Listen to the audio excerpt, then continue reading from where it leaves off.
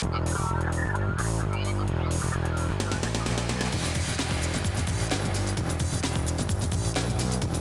edition of MacVoices TV is brought to you by Smile, the makers of Text Expander, Text Expander Touch, PDF Pen, PDF Pen Pro, and Disklabel.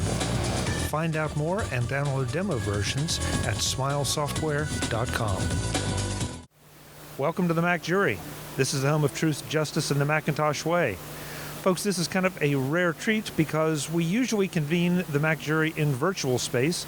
But this time, we've got 3 Mac jurors. We're all together in Los Angeles at BlogWorld, and it seemed the perfect time to get together and talk a little bit about the conference and about social media in general. So we are in the hotel lobby of the Westin Bonaventure, so you probably hear a little bit of background noise. It's a beautiful lobby, but it is a busy place. So bear with us if it's not quite the usual pristine silence behind us. Let's meet the panel. You know them all already, but first up, Omaha Sternberg. Omaha? Hi, I'm Omaha Sternberg from iGame Radio, covering gaming on the Mac and iOS devices. Gene McDonald, the next American Idol. Okay. I'm Jean from Smile. We do Macintosh, iPhone, and iPad software like PDF Pen and Text Expander, Disklabel. And yes, I have been known to do a little karaoke officially and unofficially. I've got the video. And Mr. Mark Fuccio. Hi, Chuck. Good morning. It's early. It's good to be here. Since we've last met, I've restarted my consulting company. People can find it at Tactics Sales High Tech, on the web or tshti.com. Great. And you're right, I should have mentioned that too. It's very early, so I owe these folks a special thanks for getting up extra early and joining me before the last day of BlogWorld begins. So let's see. Mark and Jean, you all presented a session yesterday, so you actually have been speakers here, talking about getting sponsors for podcasts. Omaha, by the nature of what you do with gaming, there's a big social aspect. I'm struck by just how important social is becoming, and I'm going to start with you two simply because you look at it not just like maybe a lot of the rest of us do for finding friends and all that. You're really looking at it to advance your business interests. Mark, you were advancing hardware interests in a prior life. Gene, you're advancing software interests right now. How important do you think this is, and what should people be doing out there in the business world that are not leveraging social media? Mark? That's really a great question. I think that social is a broader term and maybe generalization of pioneers of what people like you and others have been doing with podcasts. The reason I think it's important for business is we live in a information-cluttered world. Everybody, everything is trying to get a little piece of our attention to try to get awareness or maybe just catalyze people to make a purchase. The thing about social is, like podcasts, is it's an area where people voluntarily give their attention. And that's unique in the modern world. And as a result, people properly embrace the social, etiquette of particular communities that they're looking at. I think it's a way that sponsors can enter that in a way that also doesn't violate, sort of the behavioral norms and of that community. It can be a great way for sponsors to get noticed, and that's what I think is important. Gene, you want to jump in? Sure. Well, to your question of what people ought to be doing to leverage this who haven't been doing that yet. I talk with a lot of small business owners. In fact, I did this as a topic last year at Macworld. I spoke on it, and I've been speaking quite a bit on online marketing for small businesses. And one of the things, one of my themes is that you are your own best consultant in the social media space. There's no guru out there that can promote your business better than you. So you really should get into the social space as a person first, and just start using it. Don't try to just jump in with 2 feet as a business, with a business Twitter account or a business Facebook page if you don't understand the space. But once you get into it, make it your own and be yourself. And that's how you get started. It's not hiring some fancy consultant. Okay, folks, we had a little change of scenery because apparently they don't like you taping in the lobby of the hotel. So unfortunately, we can no longer recommend the Westin Bonaventure. Anyway, Omaha, as we started to say, you heard what Mark and Jean just said. Gaming by its nature is social, but do you think that business wanting to get into the social space is going to detract from it? Or is it going to be just like we see anywhere else, on TV, on radio, on the street, where the social interacts with the business just by the nature of things? Oh, it's definitely going to be just like anything else. And in fact, we're already seeing that with business getting in and involving themselves on Twitter and on Facebook, on Google Plus, a little bit on Google Plus, and in other social media sites. They're using it in order to be able to get their information out about their products, about their services, and some of them are using it properly, and some of them don't know quite how to use it very, very well. But regardless of which way they're using it to try to get information out about what it is that they're doing. And for sites like mine, which is a journalist site, this is really important because I get to keep track of how things are going in their company, in their business, and with their products and their services. And that's really, really super important as well. But for just the general public, being able to keep track of what's going on and get information and being able to interact more with the business as well, that's really super important too, because it brings it down to more of a personal level. People feel like they're actually interacting personally with the company and being able to get, key information about products and services that they wouldn't have ordinarily been able to get.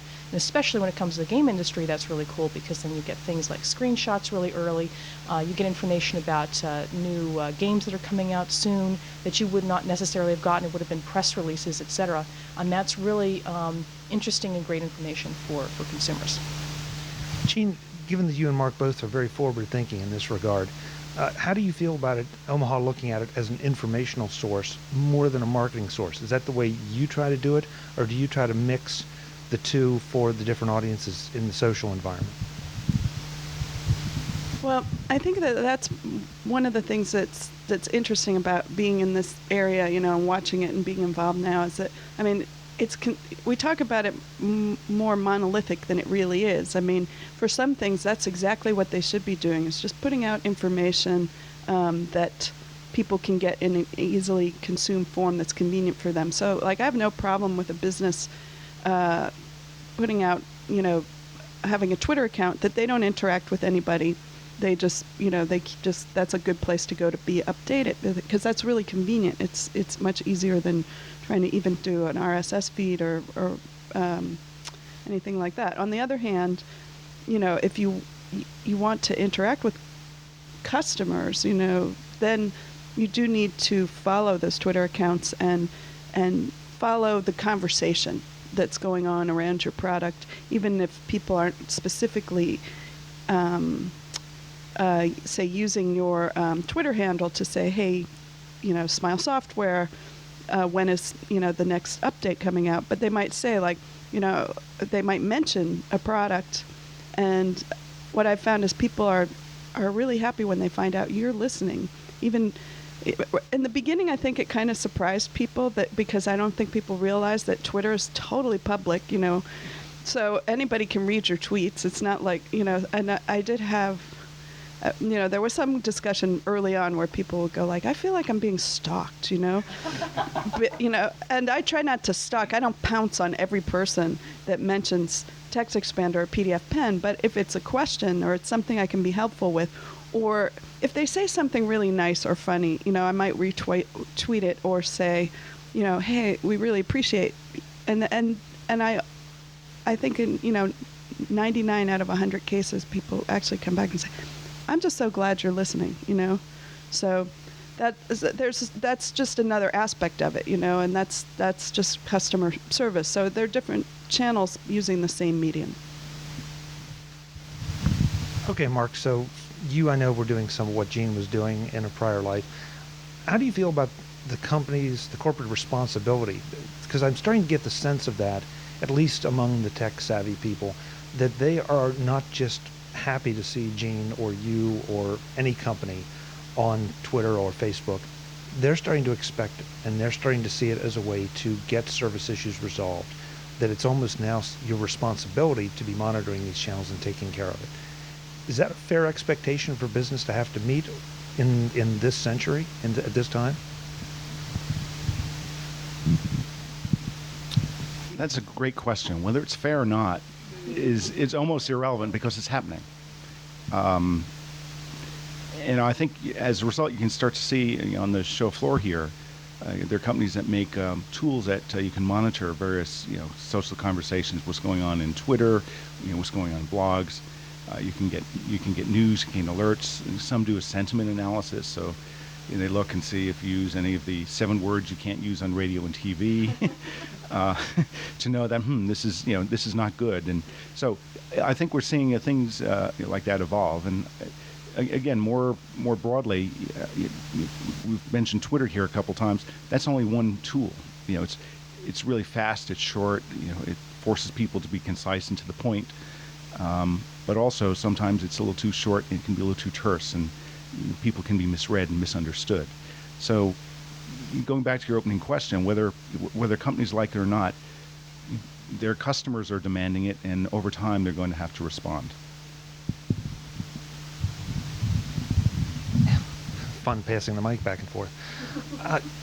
It strikes me, though, in past BlogWorld and New Media Expos, I've seen a number of, and I do mean a number at any given show, of these social media consulting companies that are there to help you figure out how to do this.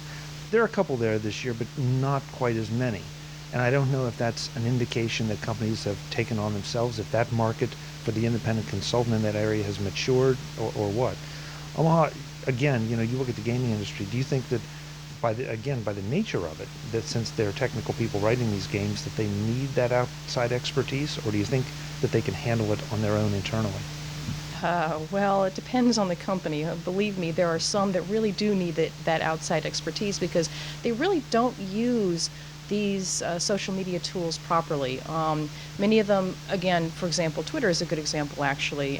What's been spoken about before, they'll get a Twitter account and they think to themselves, oh, well, I can just go ahead and start posting about the fact that I have this product. And you'll look at their Twitter feed and it's, I have this great product, link to it.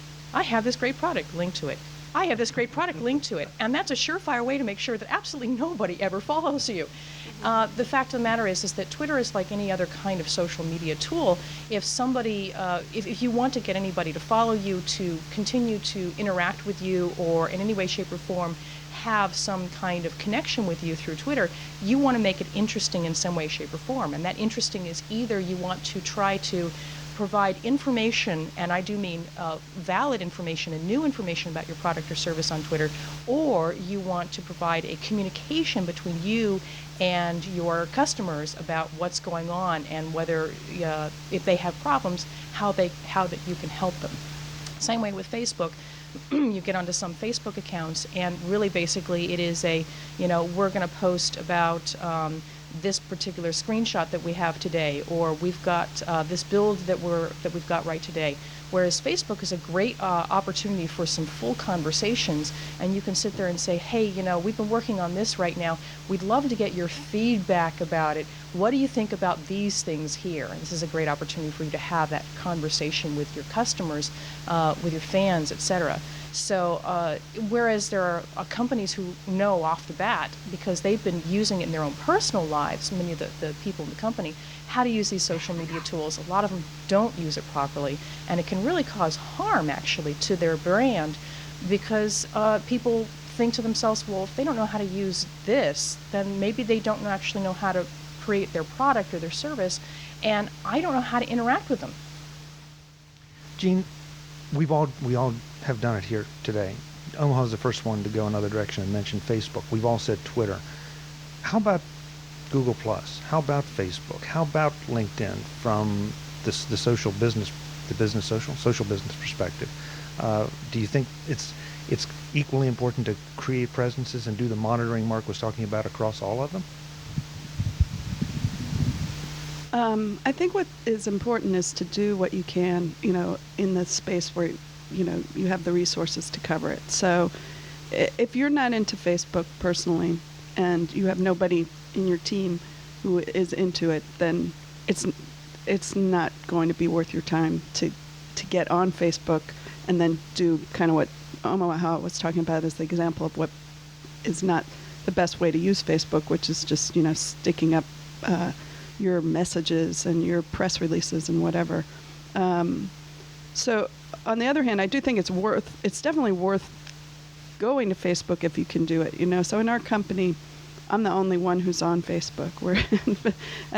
So I resisted doing a Smile presence on Facebook because I knew that then it was totally going to be me. At least with Twitter, I can rely on my partners and, some of the other people we work with in customer support to keep an eye on things. So Facebook is all me. And I also wouldn't have anybody who I could talk about it with, And like there's, up until now, every time I'm frustrated with something, I have my own built-in tech support, team to help me out, and I guess I'm spoiled.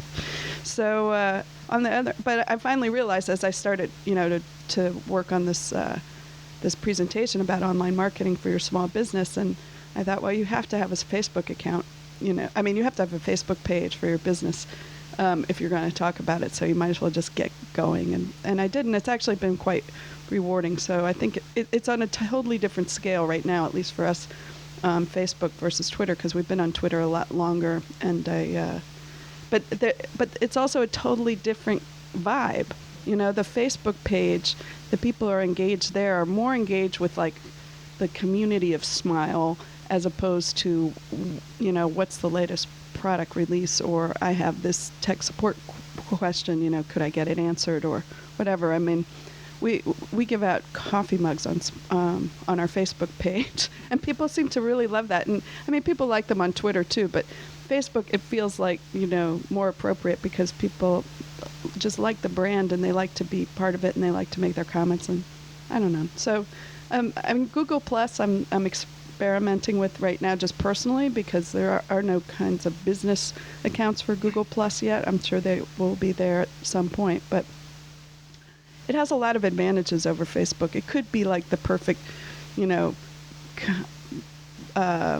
happy medium between Facebook and Twitter in terms of ability to have conversations that are all, coherent in one place, but open. I mean, Facebook is pretty much closed, and if you're not on Facebook, and some people just aren't on it, then it's not, then it's invisible to you, basically, whereas Google Plus is public. So I'm hoping that I'm actually, pulling for Google Plus to pull ahead Facebook. I'd like that to happen. And this conference, I mean, you and I were at the session that Guy Kawasaki and Chris Brogan were talking about Google Plus for business, and it reinvigorated my wish to give Google Plus a little bit more, effort just on my own, to build my own community there. And I've already, seen, like, I'm connecting with people I don't connect with on Twitter or Facebook and Google Plus, and I think it could be interesting. There are just drawbacks to Facebook.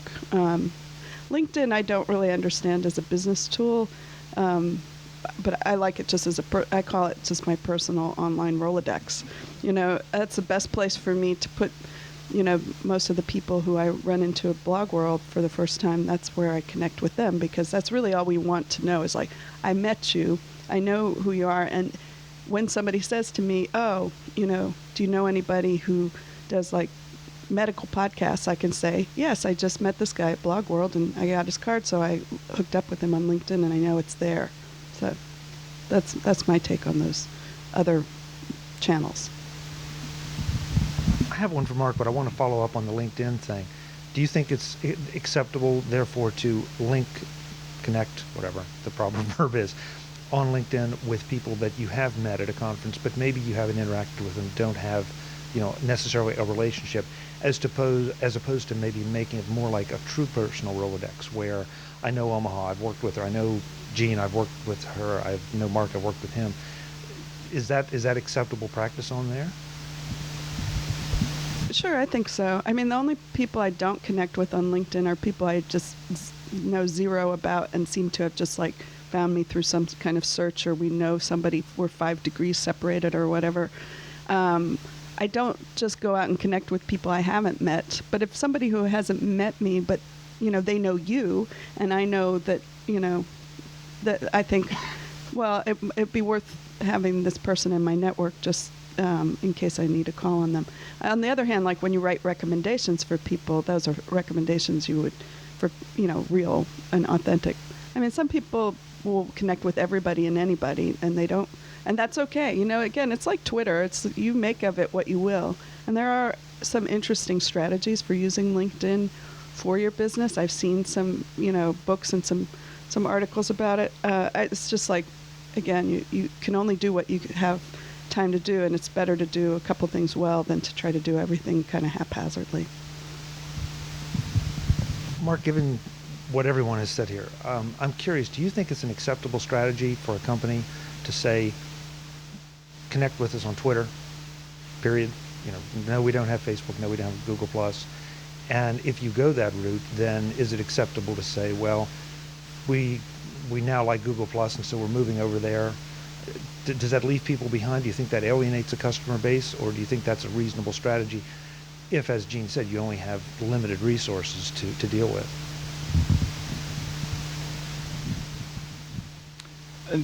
The answer is, it depends. And it depends very much on the company and their type of personality, their size, how they want to interact with their customers. Twitter offers a lot of immediacy. There are a lot of people on it. We saw some stats earlier in this conference that there's many more who are just using it passively than actually posting and creating and sharing content. So the barriers are so low. I think that from a company's standpoint, it does take time and commitment of resource to manage a Facebook page, Twitter account, maybe now something with Google+. So I think we're going to see how that shakes out. And my gut feeling is that some companies will build communities and they'll be stronger in one tool than the other. To try to do everything across all three is a real challenge. And I think ultimately, it's better to be really good at one than mediocre in all of them. Omaha, you and I are both content producers, and so I think we feel a different kind of pressure. We feel a pressure to try to have presences everywhere that people might want to find us. Not that that isn't a valid strategy for business, but it's just, I think it's different for what we do. Do you find it acceptable? Because I know I do it. I don't know if it's good or bad, but I do it. I let my Twitter stream, because I prefer Twitter, I let my Twitter stream feed my Facebook and feed my Google+. And I try to add value occasionally on those two platforms. But as Mark said, you're one person trying to manage some of that. Is that okay? Okay, so yes, I am guilty of doing that, and and actually, it's going to be less and less common, at least with Facebook, because Facebook has said, well, we're not going to let you do just do that without using valid content on Facebook anymore, because they actually want people to go the way of interacting with the public on Facebook. If you're going to communicate on Facebook, it's like, we want you to post questions, we want you to have conversations on Facebook. We don't just want you to post a press release, for example. And I think part of the reason for Facebook doing that is because they're just afraid of people who grab streams from someplace else that may not even be their own content and posting it on Facebook in order to be able to try to get friends on Facebook and getting a following. But the thing is that it makes it more difficult for me, because then I have to manage my Twitter feed and my Facebook feed and come up with original content, if you will, for the Facebook of, I need to have conversations. But on the other hand, actually, it's been pretty good, because it's pressured me into thinking to myself, how do I actually have conversations with the people who follow me on iGame Radio? How do I interact with them? And if I don't feel like I can interact with them, then should I have a Facebook account? Is this something I really should be utilizing as a social media form? So it's caused me to rethink the whole concept of Facebook and, of course, Google+. I actually have a personal Google+ account. Again, I'm with Gene. I haven't really thought yet about the proper way to be able to use it in the business side of things. So I'm still kind of fiddling around with it as far as that's concerned. I have a podcast, I have an RSS feed, et cetera, et cetera. So I utilize a lot of other different social media tools, and I try to utilize them to the degree that they're supposed to be used. And with Facebook, it's the one that caused me to reevaluate what its purpose is. But when you have just one person or two people running, whether it's a company or it's a content producer or whatever, it's really, really difficult to be able to manage all those different social media forms and to be able to use them in the way that they really should be used in order to be able to interact with the fan base, with the following, whatever. And so I think that, like Mark was saying there, it's really better to utilize a tool or two tools really well than to utilize a whole bunch of them mediocrely, if you will, if that's a word. Because when you don't utilize a tool very well, it reflects badly on you as a content producer, as a brand manager, as a product or service provider. And the public will look at that and say, well, again, I'm not really sure that you're going to be able to provide for me what it is that I'm looking to come to you for in the first place. And I don't know if I can interact with you the way that I wanted to do so. So I'm really good with Twitter. I'm fairly good with Facebook. I'm still working out the situation with Google Plus and other tools that I've been using for a long time. I've been using really well. So I think that that's basically the question that a person should ask themselves when it comes to deciding which social media tools that they should use. And really, you just don't need to use every single one of them. But it's hard. You've got a lot of pressure to be on all of them because everybody's like, well, why don't you have a Facebook account? Really, if somebody asks you a question like that, you basically say, I don't believe that I have the right tools or the ability to interact with my fan base properly on Facebook, and I don't want to do it incorrectly and do things badly so that you won't like what I'm doing. But I have a great Twitter account here, and I would be thrilled to interact with you through that. I have RSS feed, blah, blah, blah. So remind them of all the other social media tools you do use. Omaha will be running for office right after the show. Let's wrap this up I want to ask you the same question I asked the folks on the Mac Roundtable when we wrapped up our session. What's your biggest takeaway from this show? And I know, Mark, I think you're a first-time attendee, so you may have a different perspective than the rest of us. My biggest takeaway, I think, probably looking at the sessions, there's a clear mix. There's a lot of substance and value. There's a lot going on in this overlap of blogs and podcasts, and they're really every podcaster also has a supporting blog. Maybe not vice versa, but the bottom line is it's outbound communication. It's a different way that people are communicating and interacting, and I think the biggest thing is it's really a two-way communication. And if you look at things that fail, it's as Omaha is saying, you just go out and you tweet, here's a link, here's a thing, and instead of actually engaging and talking two ways with your customer. So I think that's probably the first thing I'm saying. I think the other thing, just thinking about it from an industry perspective, it's looking at some of the presentations. There's some that are really very focused, a lot of practical knowledge that people have developed and passing on, and then there's just a lot of hot air of people not knowing what it is and speculating, and it's sort of the old joke, what's an unemployed marketeer? A social media consultant. So that's sort of my takeaway. Send your letters to Mark. My biggest takeaway, well, I think in the Google Plus session, when Guy Kawasaki and Chris Brogan were pointing out things that happen on Facebook you don't realize, because Facebook is so counterintuitive how it works, and there's no, I was thinking, that's right, you never know who's really getting your posts, because Facebook doesn't serve them all to everybody. That's, and you can only have, in my case, the limit isn't important, but 500 comments on a post, okay, that's a lot, but still, that was to them an advantage of Google Plus, because they're so popular. They don't want things to end at 500 comments. So little things like that, it reminded me, yes, it's not just a different thing. It's not just a Facebook with a Google brand on it. So that was important. Then from giving a presentation standpoint, what my biggest takeaway was, and Mark was really the one who got me thinking about this when I first proposed a panel, was the preparation and the collegiality are going to be key to a successful presentation. And I think our session yesterday, Mark and myself and Dave Hamilton and David Sparks, went really well because we had really talked about it quite a bit in advance. And of course, we knew each other and we had practical information, but we also, I think people appreciated that we weren't just like four people slapped up there with microphones in front of them and little place cards saying who they are. And just, I think the hot air, quotient was fairly low in our session. so my takeaway was, if I do a panel again, it's going to have to be like that. It'll have to be people that I have some connection with, and really, already have established a rapport. Omaha?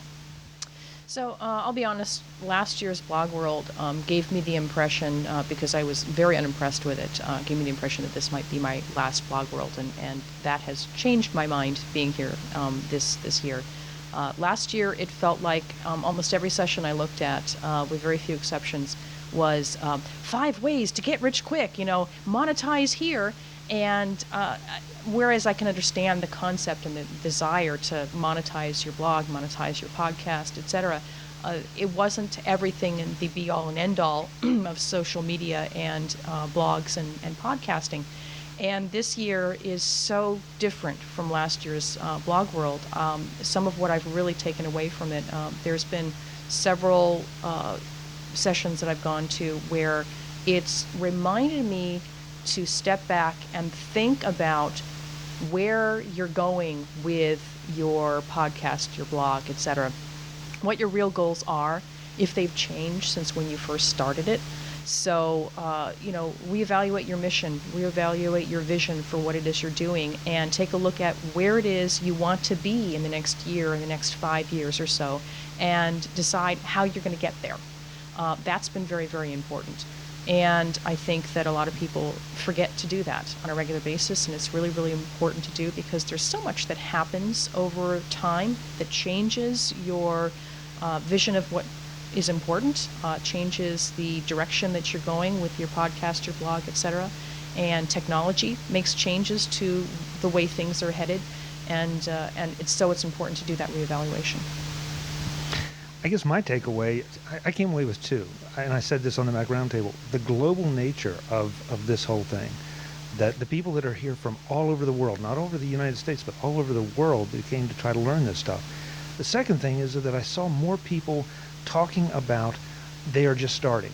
They're just starting their podcast, they're just starting their blog, which to me says that there's another wave coming, that more people are getting involved, there's going to be more competition, that puts more pressure on all of us to have good, useful, informational presences. So I don't think it can go away. I think that now it's part of the landscape. You've got to deal with it. And BlogWorld 2011 has been a great place to come and get those kind of ideas. Gina, I agree with you. The hot air quotient was way down, I think, across the board. I'm with Omaha. Last year, it was not as good a show. It was a good show, but it wasn't great. This year, I got like 8 or 9 pages or screens of notes to go home and act on, which means we'll be back again in about 2013. Well, guys, thank you so much for taking the time. As you can probably tell by Mark's shirt, the sun is coming up in LA. We've got to get to the convention center. Mark Fuccio, Gene McDonald, Omaha Sternberg, thanks for serving on the MacJury. Thank you. Thank you. Thanks, Chuck. I'm Chuck Joyner. Check out our show notes for everything these great folks do. We'll have links in there to everything we talked about, and we hope to see you again soon. Until the next time, thanks for watching.